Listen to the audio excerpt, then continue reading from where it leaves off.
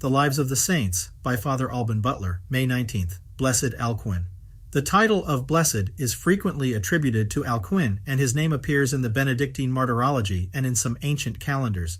He was probably born in York, around 730, into the noble family to which St. Willibrordo belonged. In 767, he was entrusted with the direction of the school of York Cathedral, where he himself had been educated. Alcuin was not a great creator, but he knew how to preserve and propagate culture and to attract numerous students. The most notable of these was St. Ludger, the Apostle of Saxony. Under Alcuin's leadership, the library was perfectly organized, and the school of York reached the high level of those of Jarrow and Canterbury. Around that time, Alcuin made 3 trips to Rome. In 781, he accepted Charlemagne's invitation to reside at court and became the emperor's advisor in ecclesiastical and pedagogical matters. In 786 and 790, he went again to England. He then settled permanently in France, and Charlemagne appointed him abbot of St. Martin of Tours.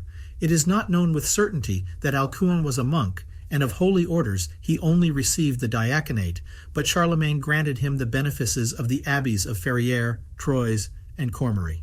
As director of the court school at Aachen and in other cities where he had several English disciples, Alcuin turned the court into a center of culture and urged Charlemagne to promote education throughout the kingdom. Also, the Abbey of St. Martin of Tours became a famous educational center throughout the West. Alcuin died there on May 19, 804. As a theologian, Alcuin distinguished himself in the fight against Adoptionism, a heresy that held that Christ was only the adopted Son of the Father. He left several commentaries on sacred scripture. His influence on the Roman liturgy is still felt today, but Alcuin distinguished himself above all in the field of education, since he was the main bridge between culture during the time of St. Bede in England and the cultural renewal of the European continent under Charlemagne.